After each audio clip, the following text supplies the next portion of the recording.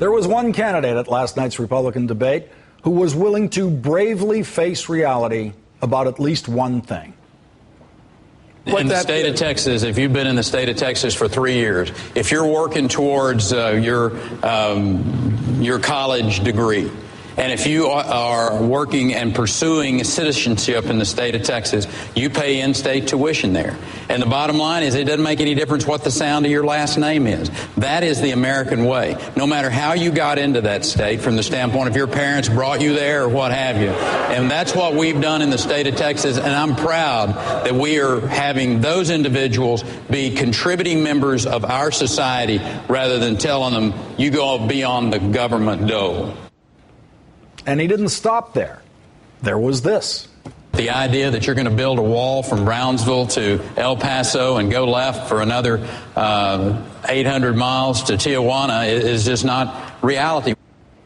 Perry has now taken his place in line to be possibly the third Republican nominee for president in a row with a much more liberal position on immigration and border issues than his party.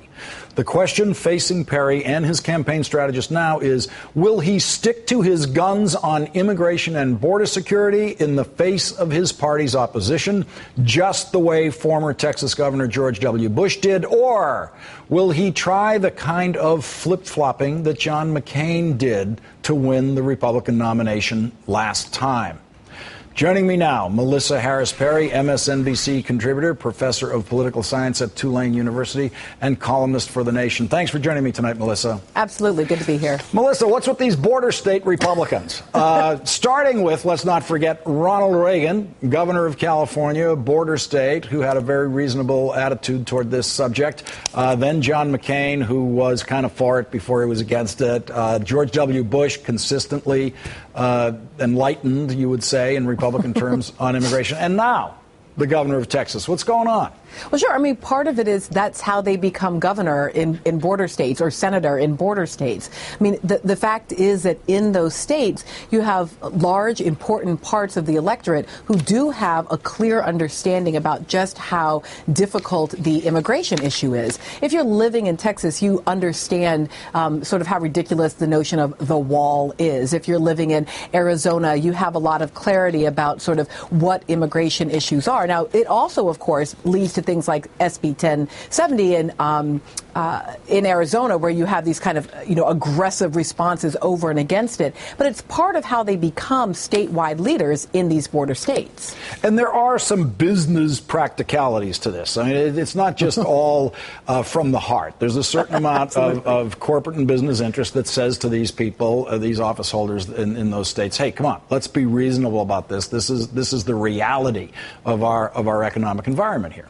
Well, look, yeah, in this case, Perry is talking about paying in-state tuition to Texas colleges.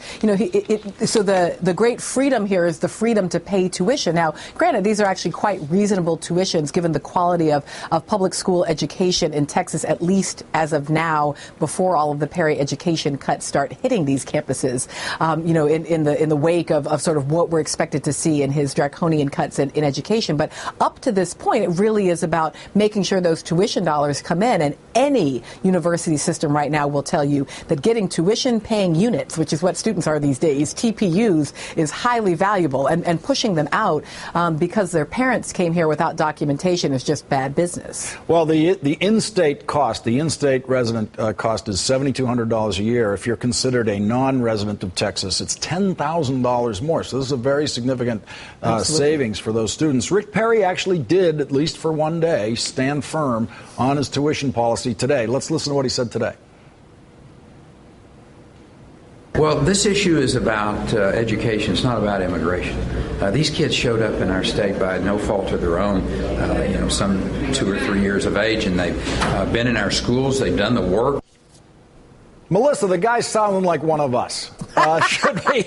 Should we ruin his candidacy and both endorse him as our Republican favorite on immigration and border policy? Well, you know, when I was sitting in for you, Lawrence, I did as you did in the candidacy of Christine O'Donnell, and every time I talked about Governor Perry, I mentioned that he was no relation to me. So I'm pretty sure that I cannot now endorse him. That said, when you say he sounds like one of us, the fact was that he was at one point a Democrat. Now, he was the Dixiecrat blue dog version of Democrat, but he was at one point a member of the Democratic Party, something that I suppose he doesn't want to trumpet much with the Tea Party. But look, I don't think that as members of political media that it's a good idea to sort of bash him for making reasonable arguments. You know, it's how I feel about sort of the attacks on him about his HPV vaccine decisions, and also about this one. It's not that I think we ought to endorse him. I've already got my candidate in the 2012 race. But I do think that when the Republicans make sense, whether it's Huntsman or Romney or Perry, we ought to just sort of say, yes, look, here might be a place where we could find some agreement about reasonable policy making. And his history on this goes very far outside of the current orthodox of his party. In 2001, Perry actually wrote this in the Dallas Morning News: "I am intrigued and open to the Bush administration's amnesty proposal.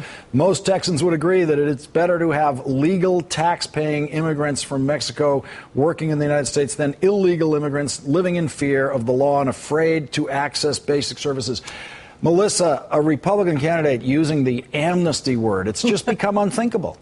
It has been, but you know what you see there is, interestingly enough, something very similar to his initial HPV decision, which is a recognition about epidemiology, right? In other words, he recognizes that it's better to have citizens covered by education, healthcare, you know, the goodies of our society rather than outside of them. So I think that's where you see him making sense. MSNBC contributor Melissa Harris Perry, thank you very much for joining me tonight. Thanks.